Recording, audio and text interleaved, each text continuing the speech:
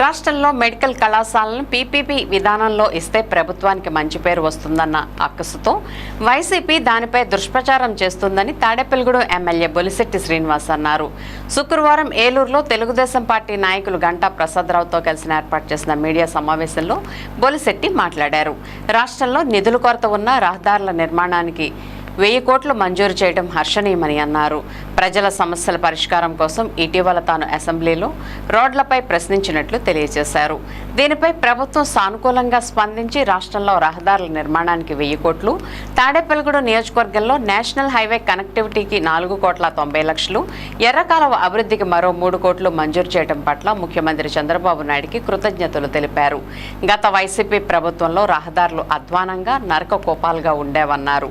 తాజాగా మెడికల్ కళాశాలను పీపీపీ విధానం అమలు చేస్తే ప్రభుత్వానికి మంచి పేరు వస్తుందనే దురుద్దేశంతో వైసీపీ దుష్ప్రచారం చేస్తుందని మండిపడ్డారు. రోడ్లు, ట్రైన్లు నిర్మించిన కాంట్రాక్టర్లకు 400 కోట్లు పాత బిల్లులు చెల్లించినందుకు ప్రజల తరపున కృతజ్ఞతలు తెలుపుతున్నట్లు బొలిశెట్టి పేర్కొన్నారు. జగన్మోహన్ రెడ్డి మెడికల్ కళాశాలలు తెచ్చారు సరే, వాటిని కట్టారా, పోలవరం పూర్తి చేశారా అని ప్రశ్నించారు. జగన్మోహన్ రెడ్డి చెప్పే మాటలు ప్రజలు విని మరోసారి మోసపోయేందుకు సిద్ధంగా లేరన్నారు.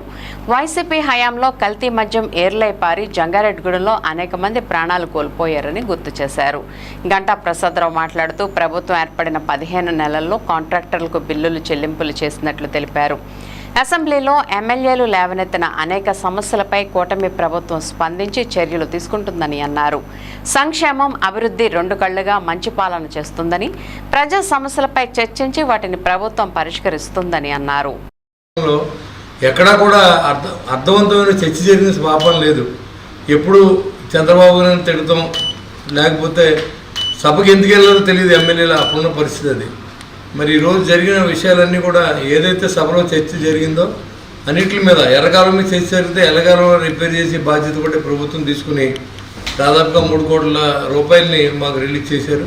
అదేవిధంగా తాడేపూడి కాన్స్టిట్యున్సీకి 4,90,00,000తో మరి NH-16 ఏదైతే ఉందో దాని కనెక్షన్ రోడ్ని అభివృద్ధి చేసినందుకు ప్రభుత్వానికి కూడా ధన్యవాదాలు తెలియజేస్తున్నాం. ఎందుకు ఇది మీరు చూసిన అన్నీ కూడా ఎన్ని రోజులైంది వాళ్ళ అసెంబ్లీ జరిగి ఇన్ని రోజుల్లో ఇంప్లిమెంట్ చేయడానికి వాళ్ళ రాష్ట్రంలో ఎక్కడా కూడా నిధులు కొరతగా ఉన్నప్పుడు కూడా ఇవాళ ప్రభుత్వం ప్రజా సమస్యల పట్ల స్పందించిన తీరుగానే ఈ కాలేజీలన్నీ కూడా మెడికల్ కాలేజీలని చేయలేమనే ఉద్దేశంతో ఈ ప్రభుత్వం ఏదో రకంగా ప్రజలకు మంచి చేయాలనే ఆలోచనతో పీపీపీ మోడ్లో చేయాలని ఆలోచన చేస్తే అది ఎక్కడ అయిపోతే మళ్ళీ ఈ ప్రభుత్వానికి మంచి పేరు వస్తుంది, అదేవిధంగా చంద్రబాబు నాయుడు గారు మంచి పేరు వస్తుందో అని చెప్పి కూటమి ప్రభుత్వానికి మంచి పేరు వస్తుందని చెప్పి ఆలోచన చేసి ఈరోజు అన్ని చోట్లకి తిరిగి ఈ కాలేజీలు నేను తెచ్చాను, ఇవన్నీ వీళ్ళు కూటమి ప్రభుత్వం అవ్వకుండా చూస్తుందని చెప్పి దుష్ప్రచారం చేస్తున్నటువంటి జగన్మోహన్ రెడ్డి గారికి మేము అడుగుతున్నాం.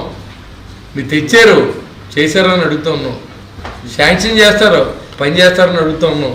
మా కాన్స్టిట్యున్సీ కాదు రాష్ట్రం అంతా విడుదల చేశారు. అందరి తరఫున, ఆంధ్ర రాష్ట్ర ప్రజల తరఫున గౌరవ ముఖ్యమంత్రి గారి కుటుంబ ప్రభుత్వానికి మనస్ఫూర్తిగా ధన్యవాదాలు తెలియజేస్తా ఉన్నాం. ట్రైన్లో అమ్మిందే కల్తీ మద్యం.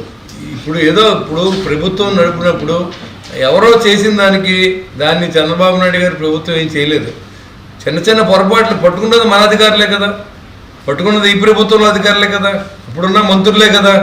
ఇక మీరు మీ టైంలో ఏమన్నా మీరు అలాంటివి ఏమైనా చేశారా? జంగారెడ్డిగూడెంలో ఎన్ని ప్రాణాలు పోయినాయి, అప్పుడు కూడా మీరు సమర్థించారు.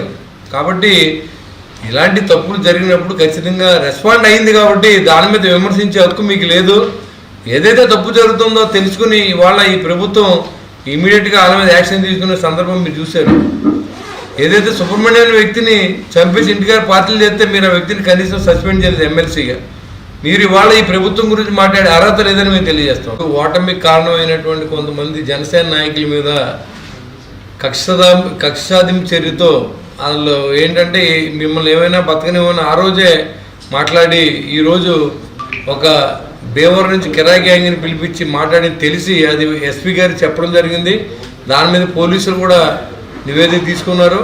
దాన్నే మనం తెలియజేసాం. ఏర్పడిన తర్వాత ఈ 15 నెలల్లో 2 సార్లు కాంట్రాక్టులకి, రోడ్లు వేసిన కాంట్రాక్టులకు కానీ, డ్రైన్లు కట్టిన కాంట్రాక్టులకు కానీ బిల్లులు చెల్లించడం జరిగింది. దీనికి చాలా సంతోషిస్తూ ఉన్నాం.